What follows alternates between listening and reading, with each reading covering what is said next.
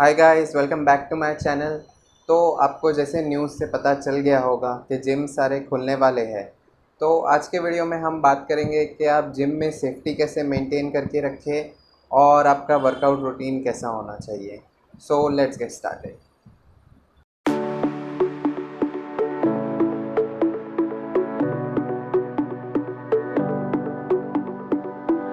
तो जिम्स खोल दिए गए हैं और उन्होंने थोड़े से रूल्स अप्लाई किए हैं, जैसे कि टाइमिंग कम किया है या और कुछ रूल्स थोड़ा लिमिट किया है मेंबर्स को।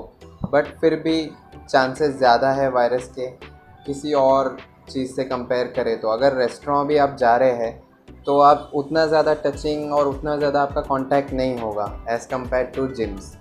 जिम्स में तो आपका कांटेक्ट होना ही होना है, आप टच करेंगे इक्विपमेंट्स वगैरह। तो सबसे ज़्यादा रिस्क जो है वो जिम्स में ही है। बट इसका मतलब कि आपको जाना चाहिए या नहीं जाना चाहिए।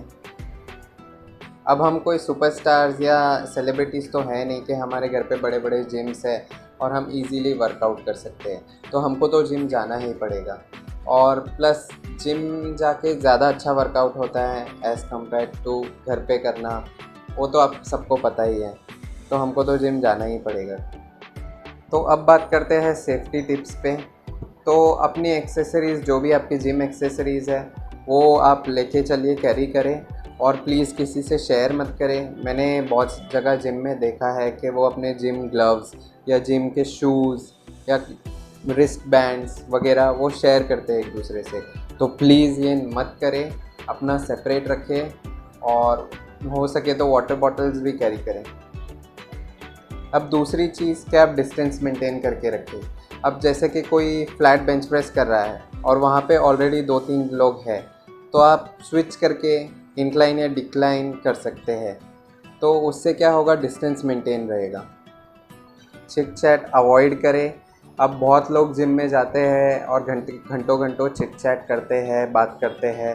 तो आप प्लीज़ उनमें मत जाइए, थोड़ा डिस्टेंस मेंटेन करके रखिए और सिर्फ वर्कआउट के लिए जाइए जिम में। और प्लीज़ वहाँ से जल्दी निकल जाइए, जो भी आपका क्विकेस्ट टाइम है उसमें आप निकल जाइए। अब एक और चीज़, एक छोटा सैनिटाइज़र का बॉटल अपने पास रखें, क्योंकि अब आप हर इक्विपमेंट पे तो जाके कुछ सैनिटाइज़ या कुछ तो नहीं कर सकते हैं। तो उससे अच्छा आप एक सैनिटाइज़र की छोटी बॉटल अपने पास रखें पॉकेट वगैरह में। तो जैसे ही आपको ऐसे लगे तो आप यूज़ कर सकते हैं। तो अब बात करते हैं एक्सरसाइज रूटीन के बारे में। तो जब से कोविड-19 का पेंडेमिक चालू हुआ है तो उसके बाद से हमारी लाइफस्टाइल बहुत सेडेंटरी हो गई है। इसका मतलब ज़्यादा मूवमेंट नहीं है, ज़्यादा एक्सरसाइज नहीं है, ज़्यादा फिज़िकल एक्टिविटी नहीं है। तो इसके वजह से हमारी बॉडी एक डिक्लाइन कंडीशन में चली जाती है। तो उसके बाद जो हमारा इंजरी का रिस्क है वो बहुत बढ़ जाता है। तो जब आप जिम कंटिन्यू करेंगे तो 2-3 दिन आपको ऐसे लगेगा कि आपकी बहुत सांस फूल रही है, आपके मसल में टाइटनेस लगेगा या आपका जॉइंट स्टिफ लगेगा या आप जल्दी थक जाएंगे, आपका वर्कआउट कंप्लीट नहीं हो पाएगा। तो ये सारी चीज़ें नॉर्मल है, ये होता है और ये एक्सपेक्ट करके आप चलिए। तो अब आप जो वर्कआउट्स करेंगे उसमें आपको वेट्स को थोड़ा कम रखना है।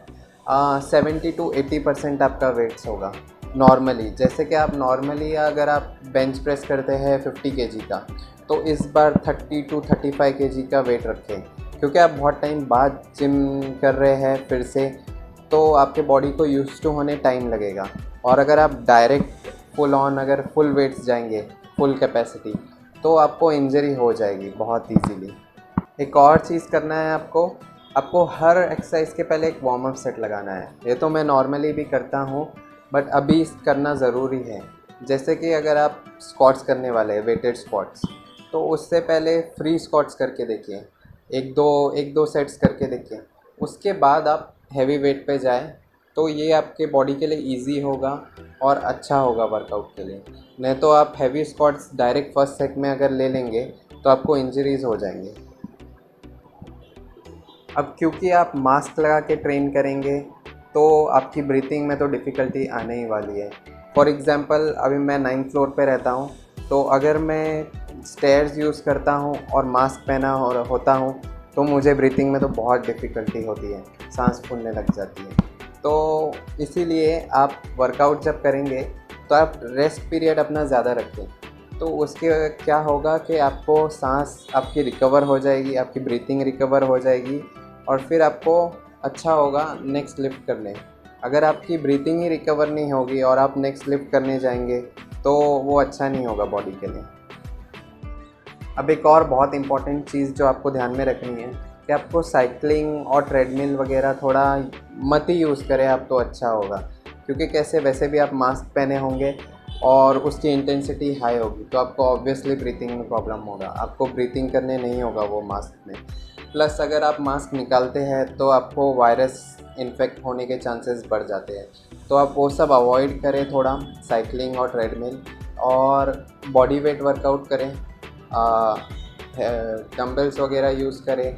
और अगर आप लेडीज़ है जिसको ज़्यादा डंबल्स और वेटेड वर्कआउट करना पसंद नहीं है तो आप रेजिस्टेंस बैंड वर्कआउट कर सकते हैं, ये सब कर सकते हैं। इसमें कैसे आप थोड़ा रेस्ट ले सकते हैं, आप अपना ब्रेथ कैच कर सकते हैं।